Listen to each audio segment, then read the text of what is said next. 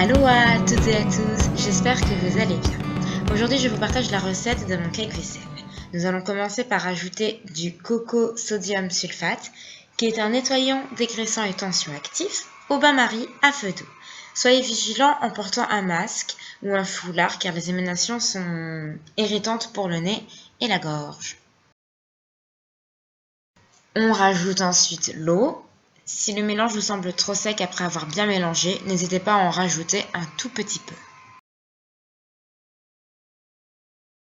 On ajoute ensuite le percarbonate de soude qui nettoie des tartes et des graisses, l'argile blanche qui est un nettoyant doux, et le bicarbonate de soude qui va adoucir l'eau, nettoyer et détartrer. Mélangez bien votre préparation afin d'obtenir une pâte homogène. Si vous avez des morceaux, ne soyez pas surpris, ce sont les petits grains de sodium cocosulfate et de percarbonate. On passe à l'ajout des huiles essentielles, de citron et d'huile d'olive qui purifient et qui sont des antibactériens naturels.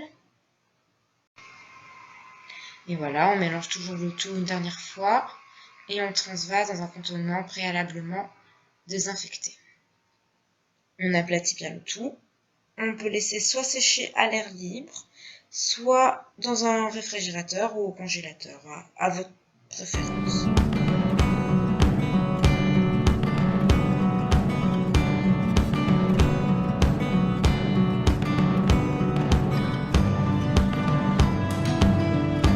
Je vous dis à tout à l'heure pour la démonstration de mon cake vaisselle.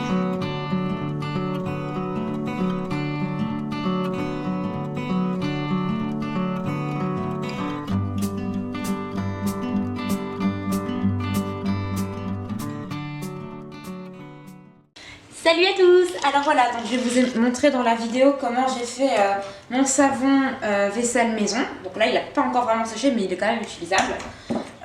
Donc pour ce faire, je vais prendre du beurre comme vous voyez et je vais en mettre, voilà, comme vous voyez, dans ce petit verre. Voilà, je vais prendre mon petit awashi que je vais mouiller d'abord et je vais frotter. Donc bon, là le savon n'est pas complètement dur. Donc c'est pas très grave, hein. Moi je m'en fous un petit peu, c'est pour vous montrer. Donc voilà, vous voyez, hop, vous voyez comment ça mousse. Et je vais prendre donc mon petit verre et je vais frotter. Vous voyez, hein, j'en ai même mis peut-être un petit peu trop, parce que ça mousse quand même pas mal. Je vais rincer. Voilà. Nickel, hein. Un peu de savon. Voilà, top. Alors, ça, c'est pour le verre. Maintenant, une poêle dans laquelle il y a eu de l'huile. Pareil. Alors, vous voyez, plus on frotte, ça mousse. Hein. C'est quand même super impressionnant. Je suis très contente du résultat. Et tout ça avec des éléments naturels. C'est vraiment top. Pas besoin de mettre de cristaux de soude en plus. Percarbonate, bicarbonate, argile et de l'eau.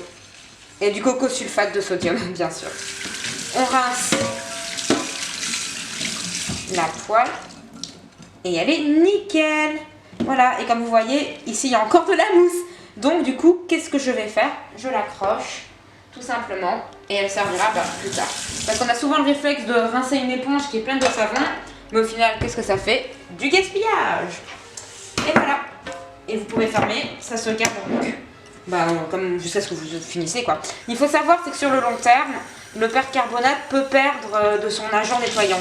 Mais comme on est malin et qu'on a mis du coco sulfate, du bicarbonate et de l'argile, ce n'est pas très grave. Ciao Bilut!